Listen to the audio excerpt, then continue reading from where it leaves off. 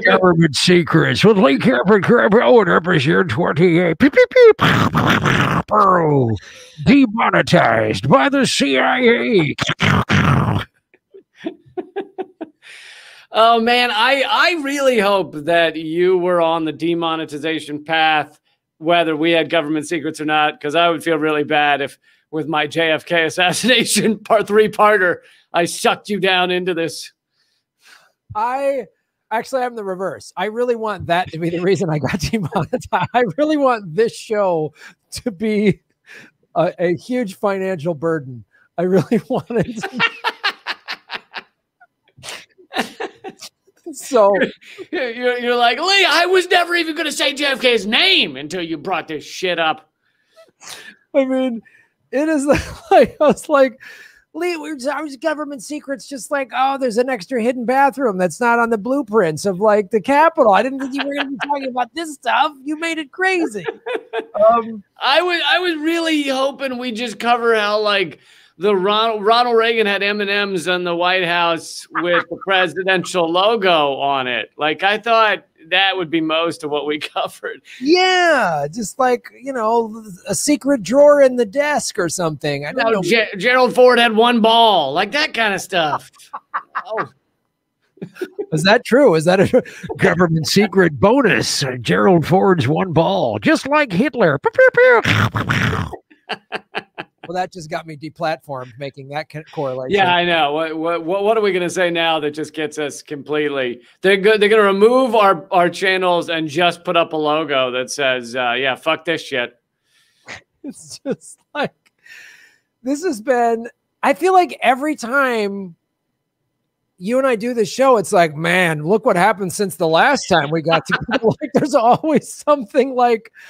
We had Leafgate. We've had a crazy election. We've had all this stuff.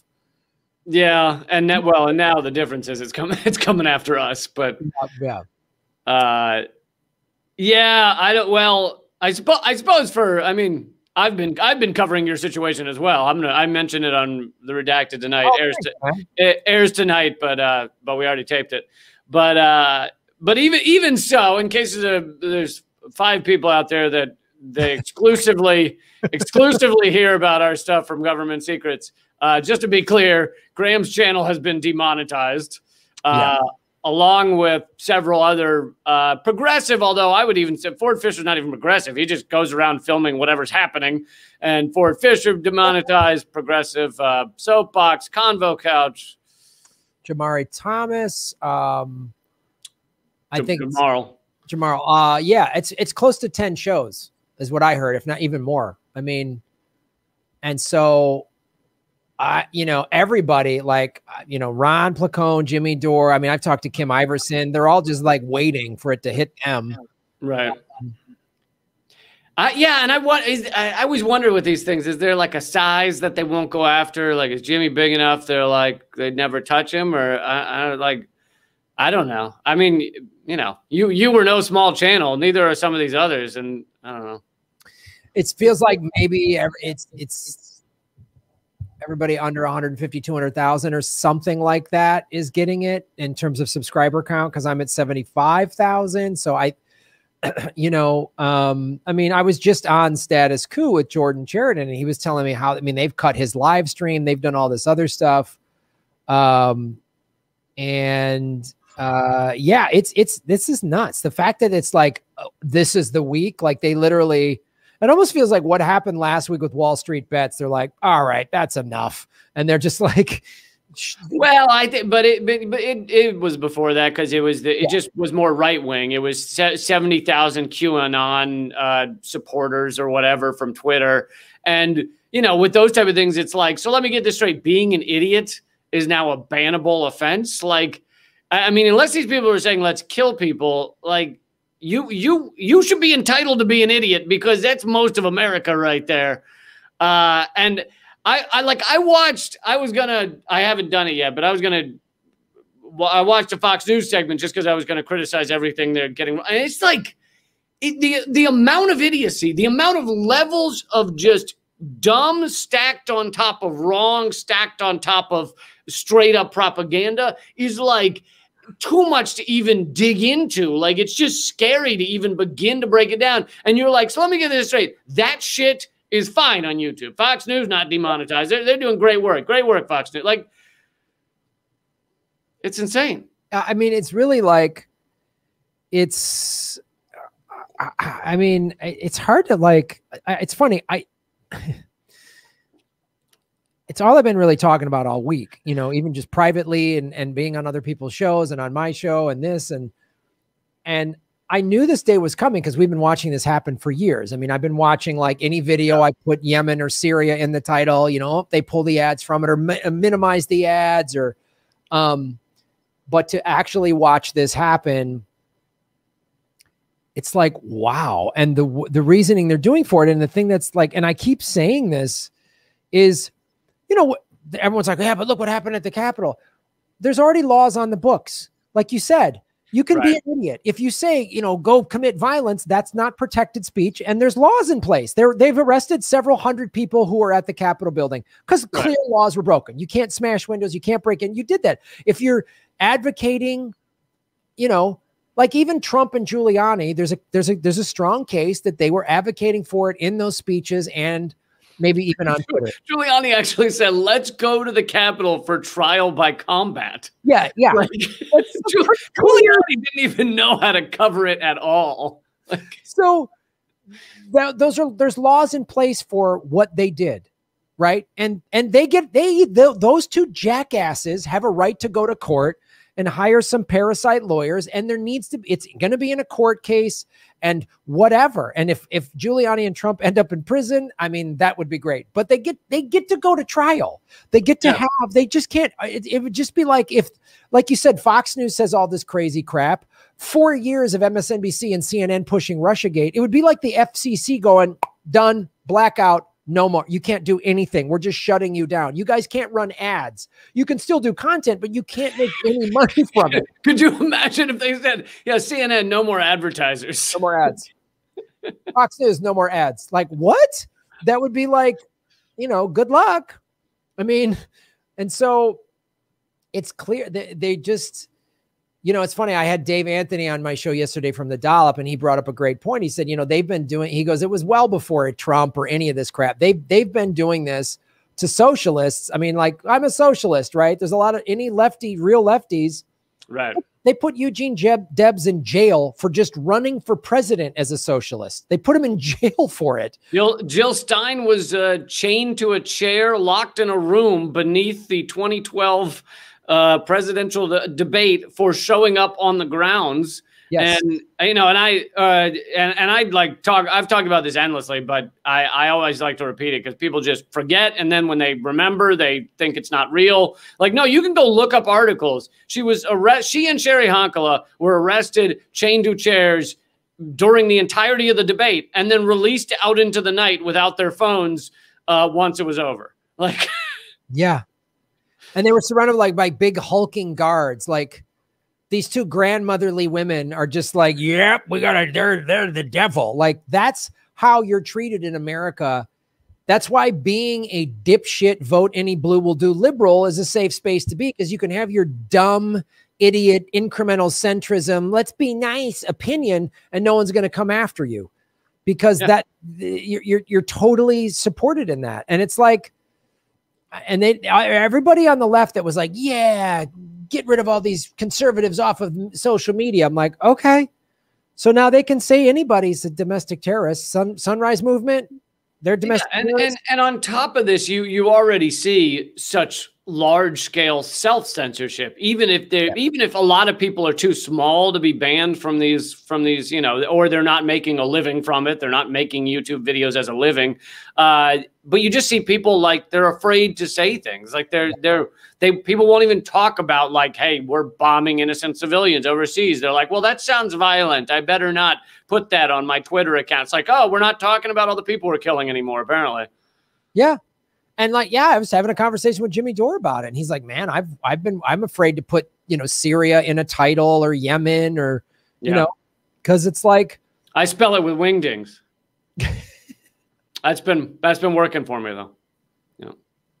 I mean, I'm tempted to just do like sock puppet videos and just call and create a character just like Saki has fun time, and Saki's just like, yay, Saki, and maybe we should pull troops out of Yemen or something, and maybe they or something like that, like stop bombing innocents. Oh, Saki, like. I mean, it would certainly get a lot of viewers, I think.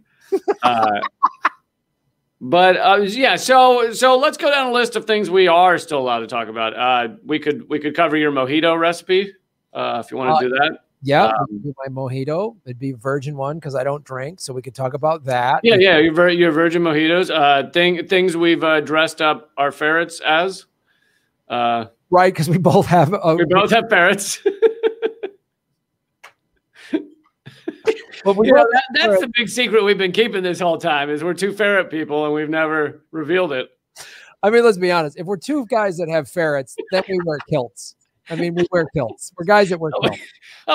We definitely wear kilts. We definitely wear kilts. And we have a huge blow up Andy Warhol doll on our couch. I think that last comment is going to get us deplatformed. I think the last one crossed the line.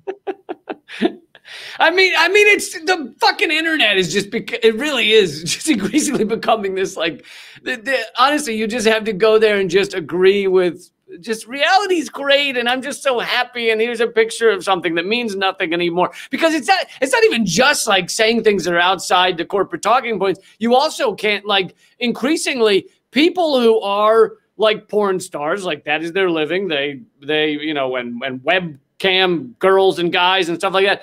It's not even just that they can't post that shit. Like they can't admit that's their profession on Twitter anymore. Like if they're like porn stars are just getting like purged off of all these platforms, even if they're not posting anything that's like nudity, right. You just can't acknowledge these realities are in the world anymore. You can't, Ford Fisher can't film a Trump rally and admit it's happening anymore. Like right. A peaceful Second Amendment rally. Like Jordan Sheridan was covering a peaceful Second Amendment rally.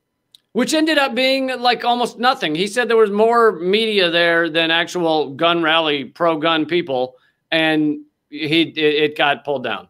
Yeah, pulled down.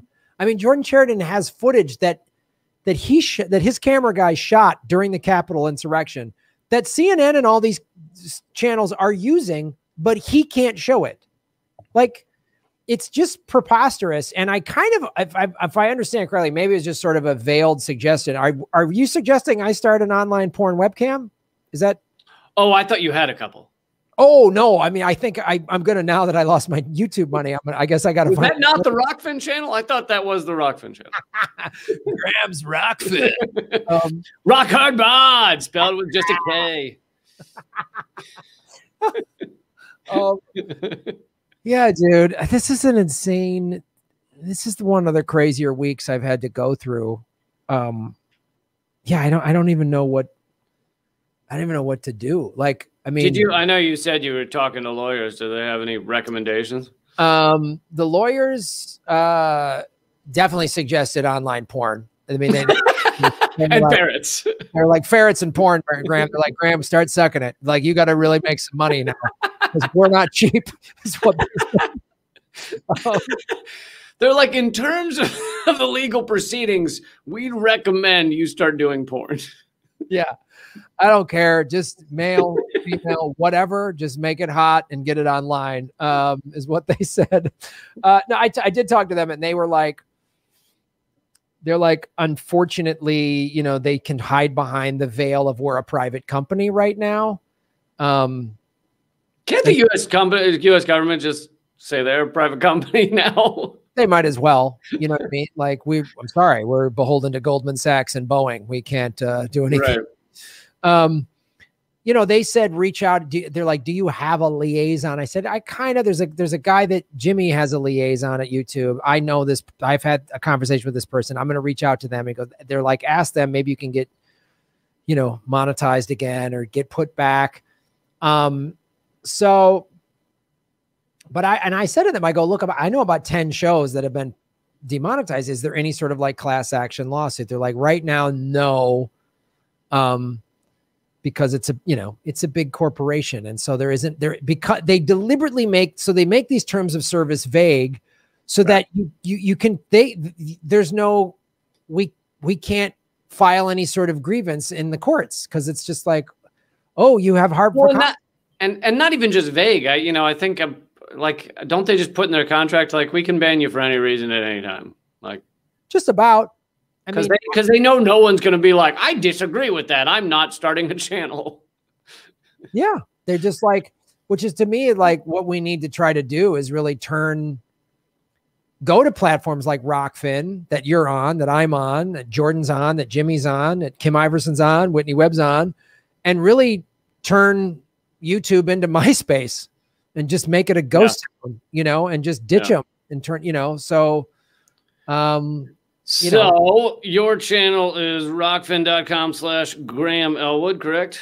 That is correct. And everyone should migrate over there. And mine's rockfin.com/Lee Camp. And most of our stuff is free, but you can also sign up for the premium and support all the work we're doing. And, I guess that's going to be the future. I mean, as furious as all this shit makes me, I also have endlessly believed that if you start succeeding at bringing down the empire or even just putting out the ideas that will allow people to mentally evolve to beyond what the shit is that they're telling us, then they're going to come after you with increasingly harsh means. And, the first step one is demonetize. Step one is making it difficult for you to make a living doing what you're doing. Yeah. Step two is then banning you from these platforms. And then step three is they get into like arrests and things like that. But yeah. Yeah. I mean, I see how it works. You get so frustrated and you can't make money that they're just hoping I quit, hoping I just. You quit. Yeah. You quit or you back off your message. You sell out, you start doing stuff that's a little more corporate friendly. Like TYT.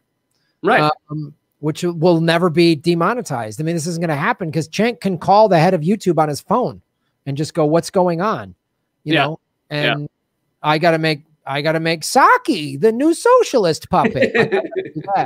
So, I mean, that's what they're hoping I do is just make surf videos and vegan smoothie recipes or whatever.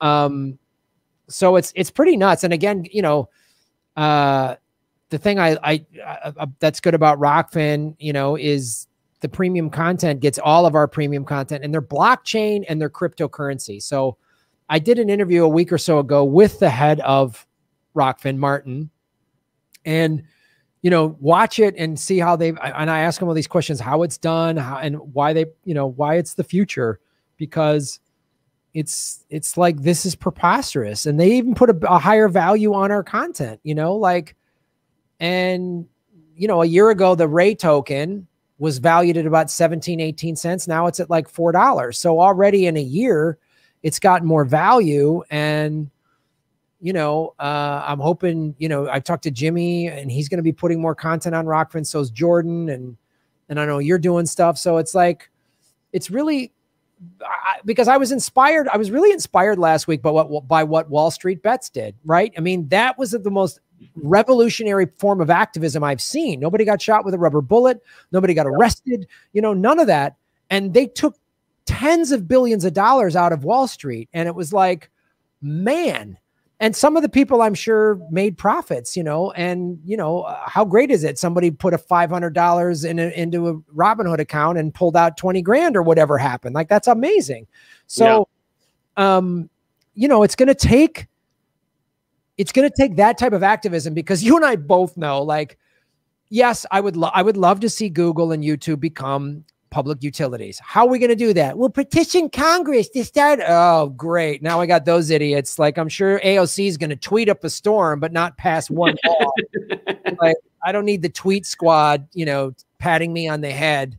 So it's going to take I've had a bunch of fans this week say, Graham, I canceled my YouTube Red subscription. I'm moving over to Rockfin. And it's going to take that on a mass scale. I mean, imagine if several million people, that's what Wall Street Bets did. Imagine if several you know. Well, and let's remember, I mean, you know, this type of thing can take years, but let's remember that YouTube started that way, right? YouTube was this like little tiny, like we can fucking do it little platform where you could upload videos, and they had competitors at the time like Daily Motion and stuff like that. And they just, and when we were on there, like it wasn't there, you know, there weren't millions of people to see everything you did on YouTube. It just, you know, you were like, well, the people that are there will see my shit, and I'll try and let more people know. And, you know, basically that's where Rockfin is now. Except that the difference is that it's not, you know, rather than content creators being like the product, we're the, you know, I mean, rather than them exploiting us, we're the people being rewarded for it. Yeah, we're the owners. I mean, we're because we get paid in the token that they mine, we're all owners of Rockfin, you know, and that's why I say, like, fans of mine are like, Graham, can I buy Ray tokens? I'm like, yes, you can. Go to rockfin.com. They'll show you how to do it. So you can viewer, you can be a part owner in this new cool thing. And look, it doesn't have all the amazing functionality that YouTube has right now, but it will. They already have an app for the iPhone. They just instituted the tip feature. So when you're live streaming, people can tip you like a super chat, because again, and that's been huge this week because YouTube took away that was a big part of my revenue, was people doing super chats. They took that away. And like, there's people watching this on Rockfin right now. Eric DeZango just did a tip on Rockfin. Thanks, man. Fucking Eric. David Guevara did. I love it. Zvitko is left. I know I just butchered your name. I apologize. You're a good human. You deserve better than what I just did to your name. Yves Luis, you guys are da bomb. No, don't say that. You can be. You're no, but in Rockfin, it's they don't censor us at all, man. Like I do this live stream Monday nights on Rockfin. It's for premium members only. I play music because they're not like, wow, copyright. Like, it's great. You know, it's just me and my ferret, and it's just amazing. And, and the ferret has a hat on, so people tune in. Yeah. Ferret with a hat. That's my new show.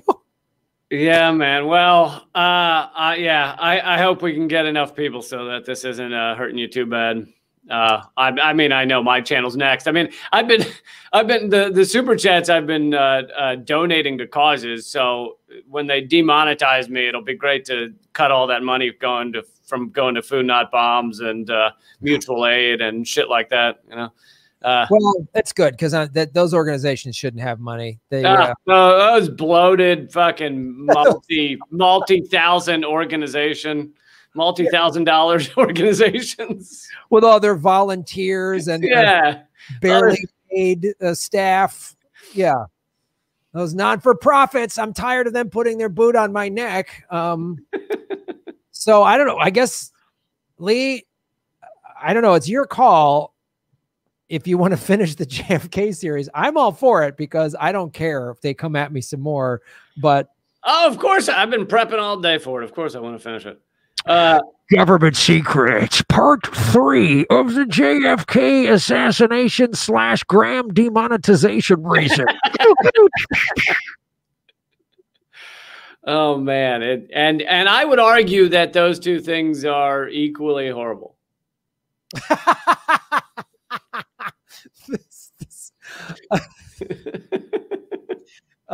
Thank you, Lee. I really that, but I think the assassination of a president, it might be a half a click above some dipshit vegan losing his ability to buy surfboards. So oh, the green smoothies are gonna get a little less green. You know, the tint is gonna go a little more brown, because you got to buy the older veggies to put in the smoothies. Got to buy like bagged, frozen, canned veggies. I can't. It's going to be horrifying.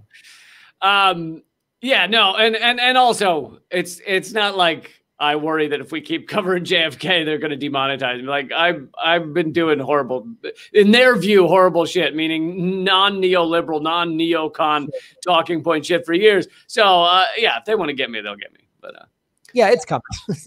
Yeah, I know.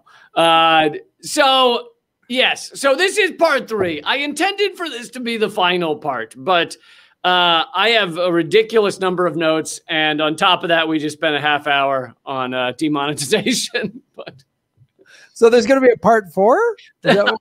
There either is a part 4 or we don't actually get to the part where JFK is killed. Maybe no ending to the JFK series. Just like the truth. No, I don't know. We can do whatever you want, but I'm just going to start going and we'll see where this goes.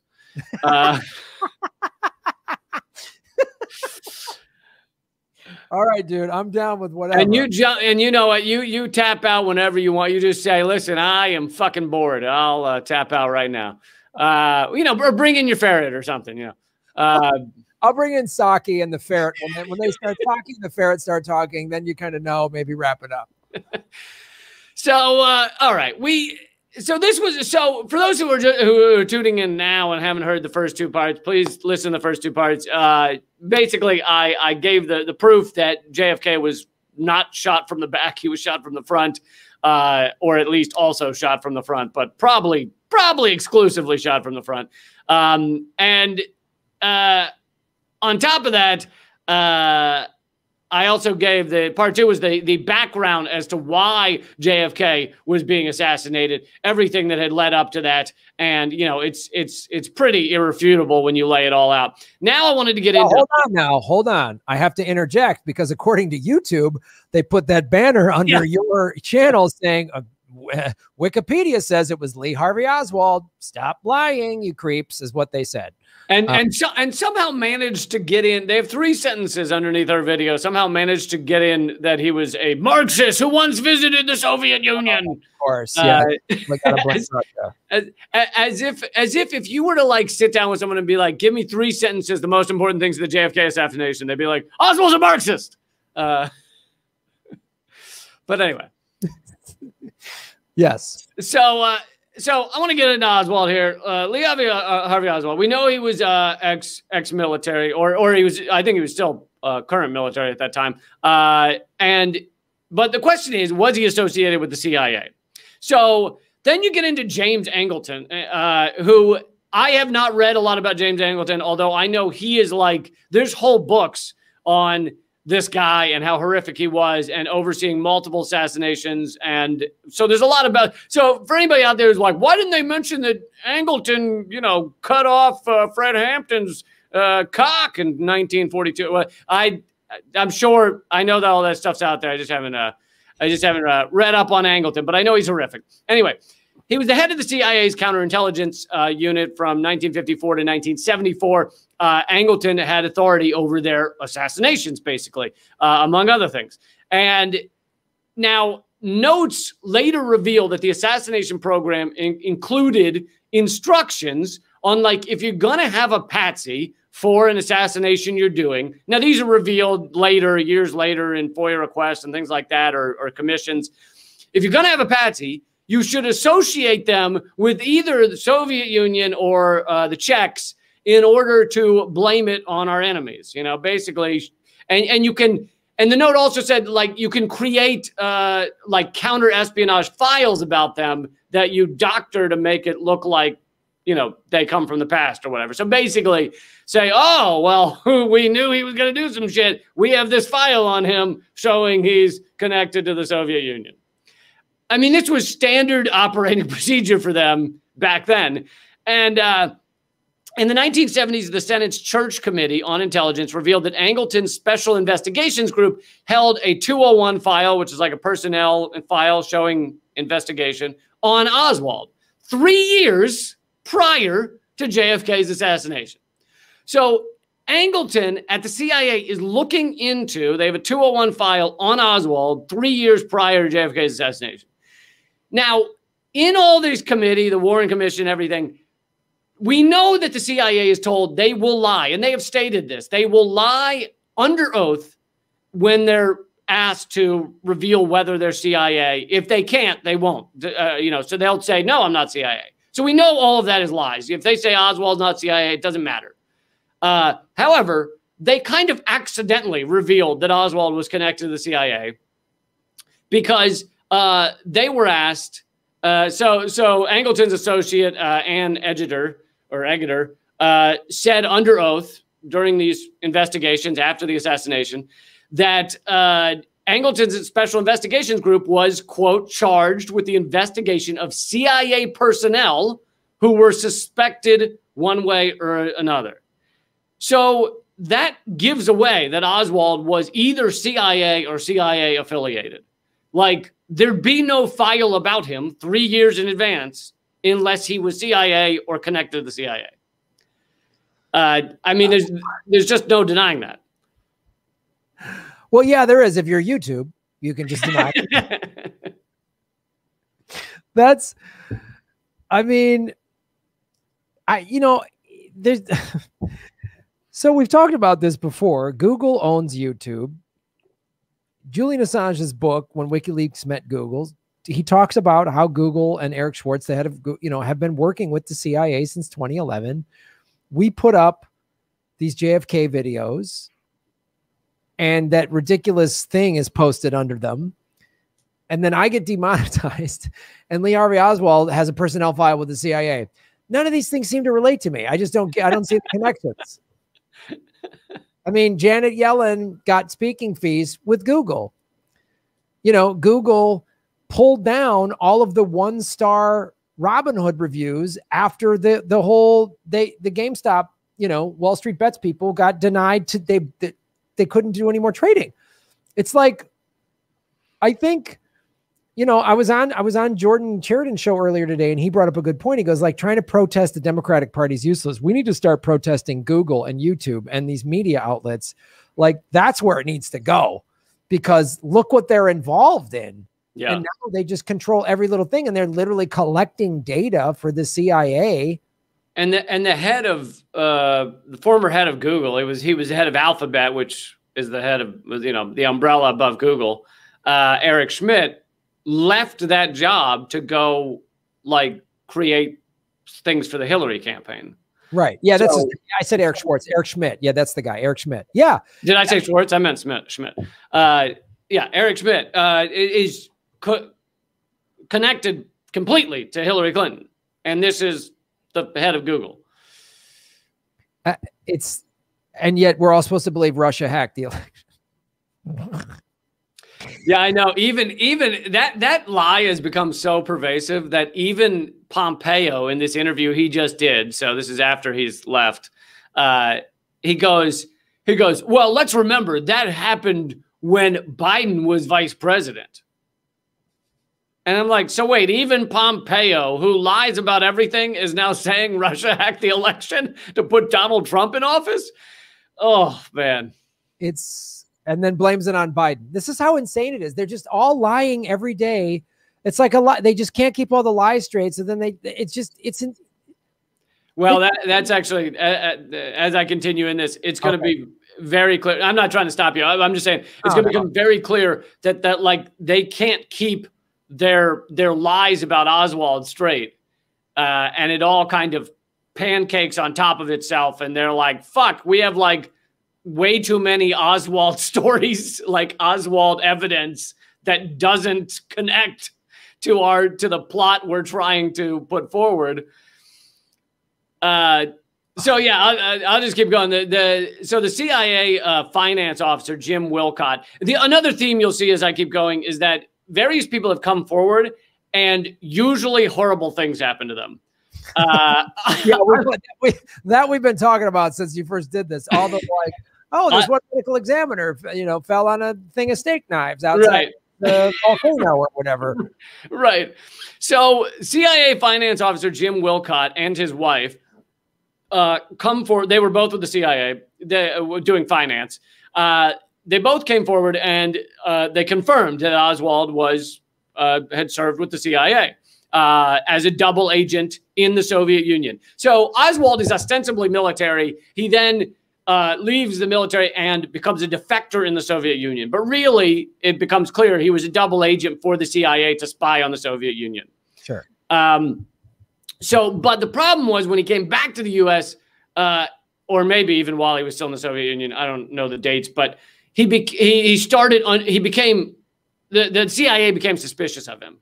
So it's like a triple. You know, he pretends he's defecting the Soviet Union. He's actually spying on the Soviet Union. But during that time, the CIA starts thinking, we're not so sure about this guy. So they opened the 201 file, the investigation into whether Oswald has like turned or, you know, gone rogue or something. So both Wilcots, him and his wife, come forward and confirm that Oswald trained at the CIA station in Tokyo, Japan. They resigned from the CIA in 1966, and they were revealed, they were told by certain agents that the CIA was indeed involved in the assassination of JFK. The Wilcots, over time, paid the price for coming forward. Even though they were no longer with the CIA, they were forced out of their post-CIA jobs that were not CIA connected, but you know, the FBI and others went to their employers and basically got them fired. They received threatening calls, letters, had their tires slashed. Jim Wilcott became an activist, nonviolently blocking weapons shipments and holding vigils in the 1980s. He was disabled by a rare nerve disorder, but kept protesting until he died of cancer in 1994. So that's one example of people revealing too much and then they're, you know, end up meeting with a lot of problems. But in the months leading up to the assassination, Oswald was apparently being set up as a patsy. And it seems that the CIA has multiple patsies that they're kind of setting up at any given time. You generally don't know the names of any of the others because if they're not used, no one talks about them. You don't even know you were being set up. So they were setting up multiple people. One of them we do find out about, which I'll get into in a minute. But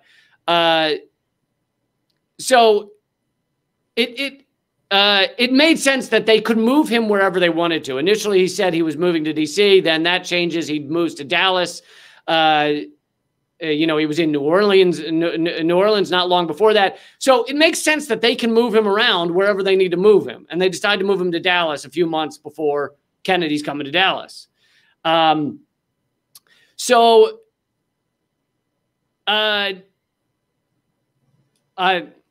I mean, I'm going to jump back and forth with some of the timeline because it's tough to keep it all straight. But there becomes this like Oswald draw attention behavior where there is an Oswald or an Oswald lookalike running around Dallas, mostly Dallas, although other places too, and doing things that are like demanding people pay attention and be like, that was fucking bizarre. So like he raises a ruckus in Mexico at the Soviet and Cuban embassies, just like such a fucking degree that they're like, this guy's fucking crazy, like demanding, the papers to allow him to go to Russia, go to Cuba, and very memorable shit. He came into a gun range being loud and spouting that he was an ex-Marine. Then he shoots on someone else's target, which is, you know, if you're at a gun range, the person's like, why the fuck are you shooting my target? And then he glares at him, and 3 witnesses say that Oswald or someone like him was the guy there. The Warren Commission throws out most of these testimonies because there was too much proof of Oswald behaving like a fucking maniac. And it just becomes evident that like they had clearly someone that looked like somewhat like Oswald. I don't think he would have to look that much like him, but someone like Oswald running around and dropping obvious clues about who they are or what they planned. So like, but the Warren Commission ultimately doesn't need all this evidence. It's too much. It actually refutes their plot because he's in multiple places at the same time. He's supposed to be in Mexico, but he's running around Dallas doing fucking bizarre shit. He went into a car. He goes to test drive a car, and he says his name is Lee Oswald. He tells the guy, I'm Lee Oswald. He drives the car like 85 miles per hour, and the guy's like in the car with him. Salesman is like, what the fuck are you doing? Chill out. And then he goes to buy the car, and the guy says, I need a credit check. And so he says, fuck this, and storms out and yells at him, I might have to go back to Russia to get a good car. And like, it's like all these things where if you were former military, former CIA, and you were planning to kill a president, you would do you would be completely quiet. You would like not do all this shit that's just like, please pay attention to me. Please remember me in 2 weeks when the president is killed. Oh, it's so like, God, it's so just like, this is perfect. Like, oh, and again, the stuff you're saying in this book that is fact, then now here we are in 2020 and YouTube puts, he was a Marxist.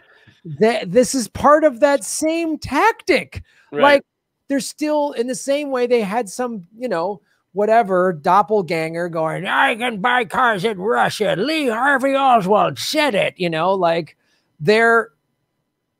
it's the same thing. Like, oh, now, well, look, hey man, I saw this. YouTube is saying, and it's like, the thing that's so insane about it is Americans to this day,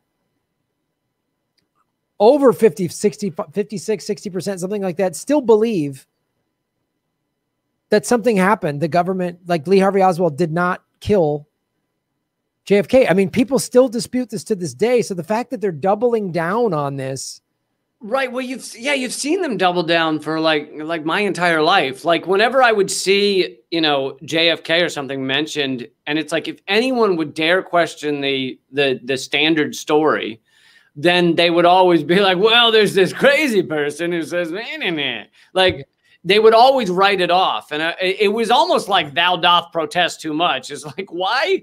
Like, if you believe the real story is that this one crazy guy shot Kennedy from behind from the book depository, wouldn't you want all the information to come out? Instead, it is like all the way back to the Warren Commission. It is this endless effort to throw out tons of information. And the thing that's so nuts about what happened, like, to me, first that thing on, on our YouTube channels, and then me getting demonetized, looked like mainstream media. I've seen like CBS had like a marksman trying to do it and he couldn't do it. Like mainstream media has covered this story too. Like, and talked about the conspiracies and have said, whoa, have asked questions and stuff like that. All the documentaries, all the books, all the stuff that has happened. And yet, but you'll notice what they like to do is they like to say, maybe there was a second person, and they kind of like leave it at that. They don't want to get into government involvement. Right. It is just like there was a second shooter, not it was the CIA that coordinated all of it. Right. Yeah, that makes sense. So one of the biggest, I'm gonna get into two giant ones. Like, why would the Warren Commission throw out this ridiculously obvious evidence? So there's two letters, actually, two separate letters. One is brought into the FBI field office in Dallas, November 6th. So this is a couple of weeks before the assassination, but same city, Dallas. And it's a man walks in, angrily throws a letter down in front of the receptionist. This is the FBI field office. Throws it down, says it's for Agent Hosty. And the secretary sees that the part of the letter that's sticking out of the envelope says, quote, blow up the Dallas FBI office, and it's signed Lee Harvey Oswald. So she sees that, which it seems probably intended for her to see. And so she pulls the letter out and reads it. And it's a threat from Oswald to Agent Hosty to blow up the field office in Dallas because he's furious with the FBI.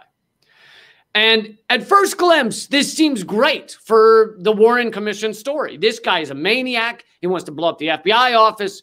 Perfect. We'll show this letter. Done deal. But the problem is it raises too many questions. For one, why didn't the FBI tell the Secret Service about this maniac who wanted to blow up the FBI office? And secondly, it again had Oswald in too many places. I don't remember this exact same time, but he's supposed to be at the embassies in Mexico, or he's supposed to be somewhere else in Dallas. But whatever it is, it's got Oswald in too many places. So the FBI destroys the letter. This was in the fucking New York Times, for God's sakes. In 1975, the New York Times had a front page article, because that was when they finally found out about this letter. 1975. it comes out the FBI destroys this letter after Kennedy's killed. Agent Hosty testified to this fact that he was told by his superior to destroy the letter, get rid of it. And the New York Times in their article says that the decision was at the highest levels, which likely means Hoover. So Hoover and others decided, get rid of this fucking letter. Now, why would you want to ignore this amazing piece of evidence that shows that Oswald is a maniac who wants to blow up the FBI office?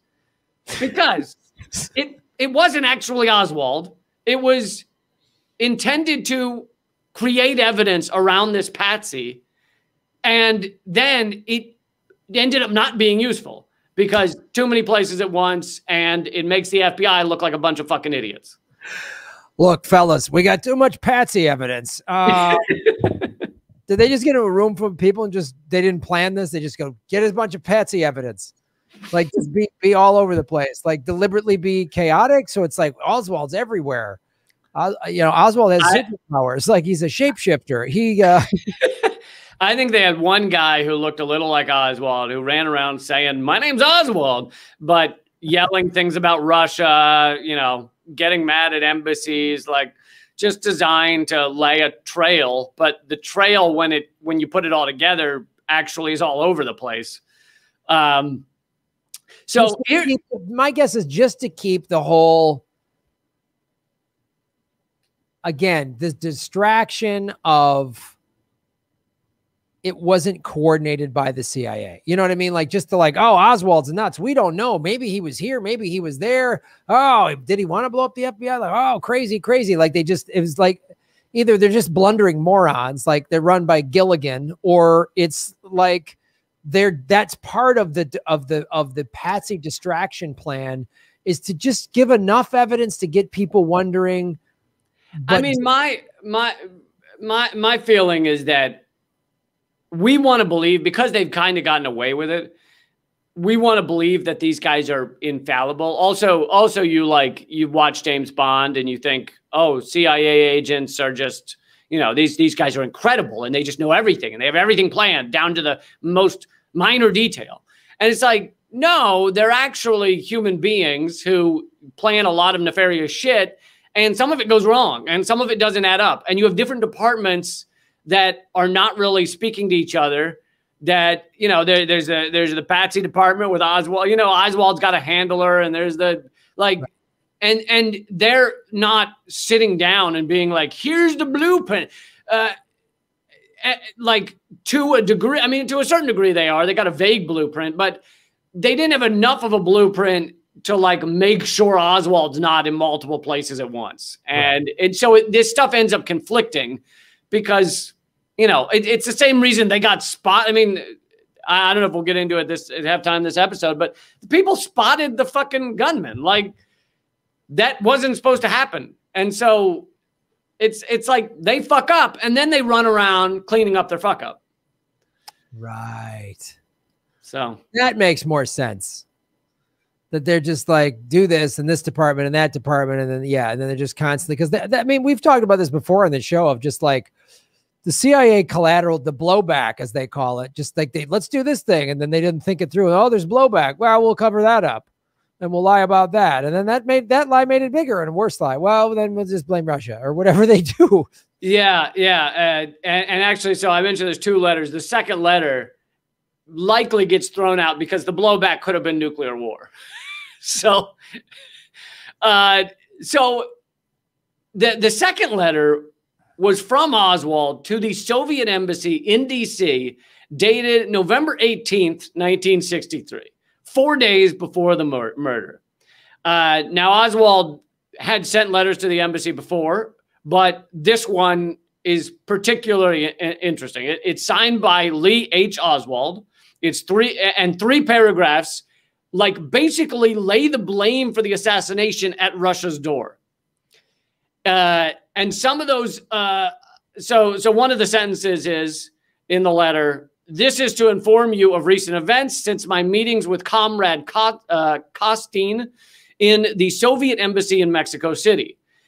Now, the Warren Commission said Costin clearly referred to Valery Kostikov, the KGB head in charge of terrorist activities in the Western Hemisphere. So this is no small level guy. This is like their top fucking assassination terrorist activities guy. And here Oswald is sending this letter to the embassy days before the assassination, basically saying, well, I didn't get to the where I have the key sentence. The key sentence is he says something about to complete our business. And, you know, it's time to complete our business or something like that. And here's the thing is you kind of have two options here. Do you believe that Oswald is this really well-trained double agent working for the KGB, fucking knows all his shit, takes out the president with Kennedy with fucking amazing marksmanship, just this guy's fucking, he is James Bond, fucking incredible. Or is he a bumbling moron? Because the Russians and anyone the Russians worked with knew that embassy, the most important U.S. embassy for Russia at the time, D.C., well, today too, all of their mail is read by the FBI. It does not go straight to them. It is grabbed by the FBI. Copies are made. It is then forwarded to the Soviet embassy. So the Soviets immediately know that this letter from Oswald is, oh shit, we lost Graham. You back? Hold on. Yeah, I had an internet thing. I think we're all good. Can everyone in the chat make sure you can hear okay? Yeah, I think we just had a quick internet thing. Has nothing to do with us talking about this subject. Yeah, okay. It's all good. It's all good. Sorry, you were saying. Go back a little bit because it kind of froze and then went blank for a second. Well, I was just saying the Soviets know that all their mail is checked by the FBI. This is like overly obvious. They know it. The FBI obviously is doing it. And so anyone that Soviets were actually working with would know all of our mail coming in here is checked by the FBI. So you think that they coordinated with Oswald to kill the president of the United States and told Oswald, yeah, just send letters to the Soviet embassy that talk about assassinating the president. That's fine. Yeah, sure. Sure, that's fine. It makes sense to me.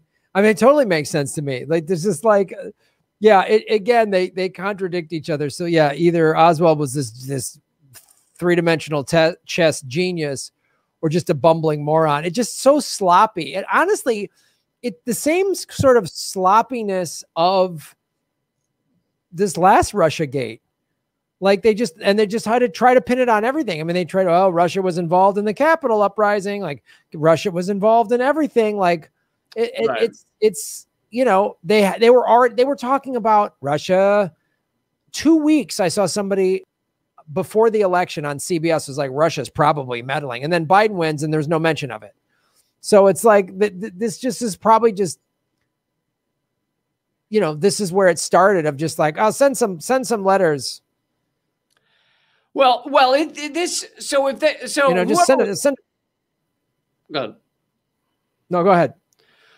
Whoever was planning to kill the president, even if you don't think it was the CIA, they realized it could serve two purposes. It gets rid of the president. That last episode we went over why they wanted to take him out, and it also recreates the Cold War, which Kennedy was working behind, you know, back channels to create peace with the Soviet Union. Like, that is beyond clear, and he gave speeches that made that clear. So it stops the peace with Soviet Union and restarts the Cold War, or puts fuel on the fire, and, you know, justifies all of our shit in Vietnam and Indonesia and everything. So that was their goal. But the problem was this letter and some of this other shit to frame the Soviet Union was too much. And Johnson, I think, and maybe Hoover, feared that it could create a nuclear war. Like, if it came out that the Soviet Union had legitimately just killed our president, like, you have nuclear annihilation up at the top of the chart of consequences. Yeah.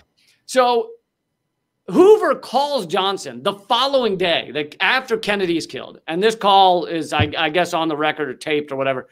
Calls Johnson and tells him about this letter. He says the FBI has a copy of this letter from Oswald to the Soviet embassy. But Hoover specifically, while revealing this to Johnson, does not say that it references the business we have to finish, like it's about assassination. And you're like, why would Hoover leave out the most crucial piece of this letter? And it's because Hoover realized this letter was a problem, not a benefit to them. It didn't help their situation. And it threats, it creates a threat of nuclear war, which Johnson realized, even without getting that key piece of information, Johnson realizes this is bad. This could create nuclear war. Also, there's an easy argument to make that Johnson might have known what was about to happen, so he knew that this wasn't the Soviet Union who killed Kennedy. Who knows? But so Johnson decides not to use the letter. The Warren Commission decides not to use the letter. Johnson makes clear, and we have quotes about this, to get rid of this Mexico business. Basically, don't talk about Oswald in the Mexican embassy demanding, the Soviet embassy. Don't talk about this letter to the Soviet embassy saying we need to complete our business. And then Boris Yeltsin gave to Bill Clinton in 1999 documents that had not been revealed until then, showing that after Oswald was killed and after he killed Kennedy, the Soviets knew they had this letter and they had to decide what to do with it. And they knew the FBI was reading their mail. And so they contacted the FBI, they contacted the DC, whatever, the president or someone on his staff on November 26th. And they said to them, look, we have this letter that's supposed to be from Oswald. It's pretty clear forgery. For one thing, Oswald, when he actually wrote to us, was handwritten. This one's typed. And we believe it was meant to set us up.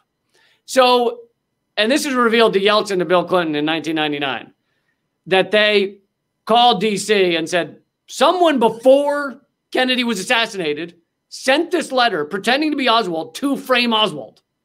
Like, that is fucking mind-blowing. These guys are so, it's so sinister and so tangled.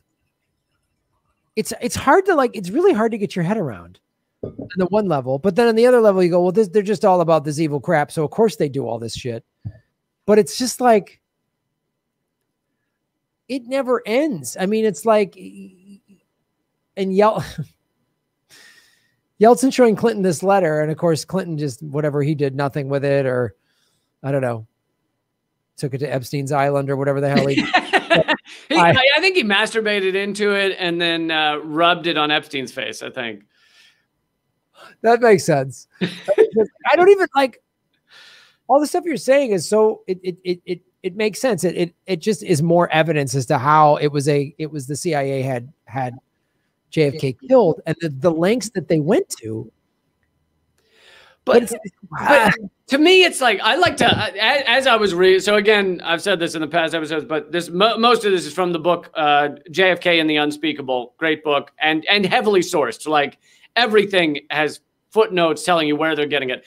But I like to play the game of, let's say I believe the official story. Sure. What would I need to believe to understand this situation here, or this witness here, or this one, And for this, okay, you let's say you want to believe that Oswald sent the letter, but he didn't mean any significant business. He just meant, I'm trying to get some papers in order or whatever. Well, then you have to ask yourself, why does the Warren Commission throw it out? Like, they throw it out. And actually, so I want to go through one more part of this, and then we can wrap it up and probably complete it next week or something. But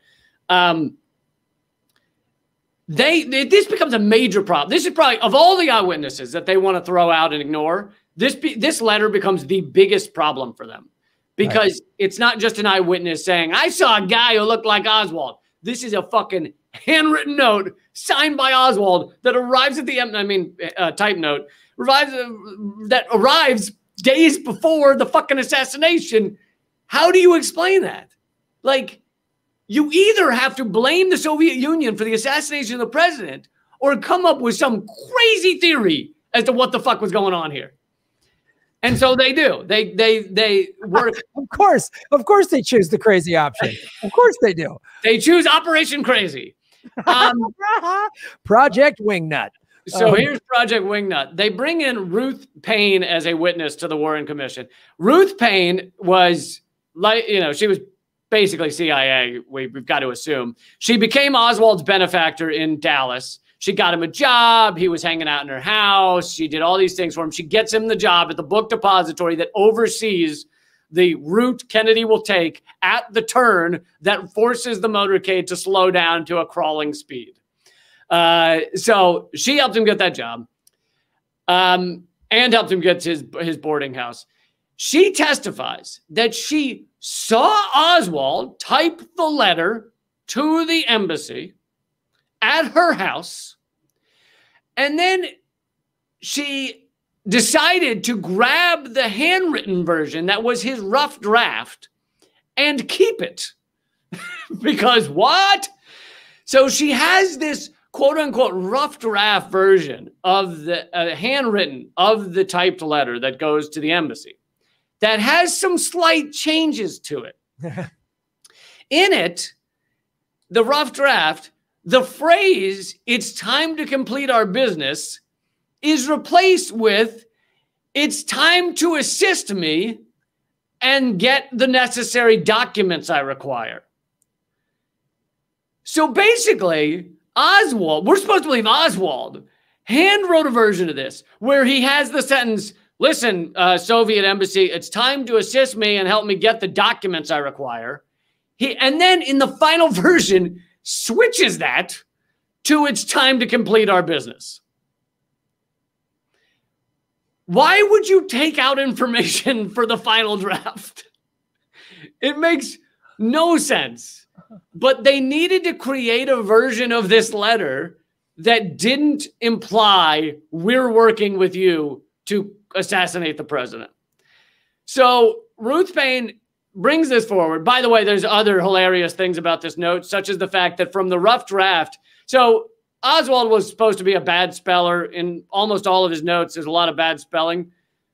In the rough draft actually has fewer spelling errors, meaning he goes from the handwritten rough draft to the typed version and creates more spelling errors.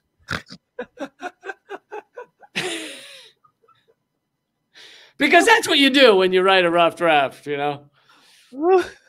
So, but anyway, so the Warren Commission then decides the rough draft is the official it will be the official version, will be the real version.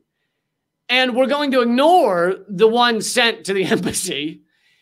And the final, like, icing on the cake is they give the version to that rough draft back to Ruth Payne after her testimony to disappear forever. This is evidence in the assassination of the president. They give it back to her and they're like, "Hey, you take that home. You do whatever you want with that." I love the audacity. I gotta say, I love the just arrogant, like, change the letter. Yeah, but there's spelling errors. Who cares? Get her to do this. Get her to do that. Like, they just I mean, like, I don't know, like, it's on a much deeper scale than just some criminal that, like, you know, they run out of a bank with a bag of money and the cops arrest them like, "Oh, I didn't come out of that bank." And they're like, no, we saw you come out of that bank. They just, this is a whole new level of insanity to just, like, and then all the money and time and effort put into this, write this letter, get another version, get rid of the original, throw that one away, say, this is get her to testify. Like, it's just at every turn, it's just cleaning up this mess. Yeah. They keep cleaning up a massive mess. Yeah. At every turn. And yeah, I don't know. If they're so evil and sinister, I don't know why they don't just come out and just say, we're in charge, we're evil and sinister, do what we say. I don't know why they go through the theatrics of this. Like, well, we had a Warren Commission, it was official, it's done. Like, no, nobody believes you. Like, I don't get it, but I don't know. I mean, yeah, it's truly fucking incredible. I'm sorry, folks. I know I said this to be a 3-part series. We'll have to conclude this next time because you know, we're getting to an epic episode here. Well, this feels a lot like Leafgate. Like it keeps going every time we thought Leafgate was like I said, of equal import. Well, it begs the question before we wrap up here: was the CIA involved in my Leaf getting smashed? I mean, I got to assume. I mean, I figure that the big oil has just been running around destroying electric cars around the country. Yeah, I find it hard to believe that a tire just comes off. So it's the magic tire theory that one tire smashed my car, hit another car. I think there was a second tire somewhere. Also, the woman that was driving that, she's no one's heard from her again. I think she's changed her name. She shaved her head. Yeah, she's somewhere in some Shaolin temple up in China. We don't know where she is. So it's very weird. It's very weird. Yeah, all right. So we'll JFK assassination part 3 of 4 will be continued next week. We hope. Unless Graham's arrested. Well, that was, I mean, this keeps, I thought I knew a lot about the JFK cover up, but this book clearly is, I mean. Well, yeah, I mean, and it's like some of it, like, you know, he's referencing New York Times articles. It's like, you need someone who's like devoted their life to putting these pieces together to just find them all. Like, yes, there was a front page New York Times article in 1975 about this letter being destroyed by the FBI. But no, as of 1976, no one talked about it again. Like, ever. Like, they spent, you know, the better part of 10 years covering that up. And then that's why they were probably like, let's get disco going. Get everybody dancing, asking questions. You know what'll fry their brains is this fucking music. Just disco, put more drugs in this. Yes, drugs and disco. Bell bottoms, say free sex. Just make them all getting laid and dancing. Done, done, done, done. Stop asking questions. And then when they come out of their doped up, sex crazed, you know, they're hungover from just fucking cocaine, disco, and sex. Hey, let's start Wall Street. Then we'll just give them a bunch of money in the 80s. That will keep them distracted. That's fantastic. And now you got video games, and now you can buy anything you want online. Just keep you distracted. Oh my God, the level of distraction now is just off the charts. It's fucking incredible. It's so great, and I mean, people log onto the internet, and it's as if they're like, you know, taking a ride, like the log flume, and they just whatever hits them in the face is just that's their reality for the day. Just like people don't have like an agenda. Like, I'm going to go learn about something. They just, it's just like logging on, just like, and then so whatever the fucking corporations and the government and whoever else wants to shove in their face, that's what they take it. Like, there's no like, I'm gonna educate myself today. It's just like, and then like you drop a thing, and then like, oh, the Jurassic monster comes out. It's really just like, that's what America is. We're just in one big log flume running around. Oh, absolutely. Geez. Well, folks, I hope you enjoyed this log flume. All right, folks, if you want to see this show continue and Graham Elwood continue, then you should go to rockfin.com/Graham Elwood and support this insane motherfucker. It's yeah, you know, support my show before I'm in Gitmo. So if you want to Gitmo Graham Elwood, go to rockfin.com/Graham Elwood. We're doing blockchain Gitmo Graham. All right. Gitmo Graham. We should make Gitmo Graham shirts. Yes, absolutely. Well, Lee, where can people support all the fine work you're doing? I'm at rockfin.com/Lee Camp. And new Redacted Tonight airs tonight. You can watch part of that at youtube.com/redacted tonight, but you can get the full episode at portable.tv. Just click on the shows and then go to Redacted Tonight. But yeah, all my stuff's at leecamp.com. That's probably the best place to find most of it. Right on. Well, folks, and of course, if you're listening to this Government Secrets on iTunes or whatever, download it, positive reviews, all that stuff, 5-star stuff, that all helps. Subscribe to Lee's YouTube channel. Subscribe to mine, but it's kind of useless right now. So go to rockfin.com/Graham Elwood and support all the stuff we're doing, man. Like, share, subscribe, do all that stuff. All those analytics helps, even when Google is basically trying to make it like I wrote a letter to the Soviet embassy. So I misspelled the second time or whatever. Weirdly, he misspelled Graham, which you'd think he'd learn by now. But yeah, it's all these letters where he misspelled his own name. American people will buy it. All right. Well, thanks. That's Government Secrets, episode 28 in the books. Thanks, buddy. Thanks, man. I'll see you soon. All right, dude.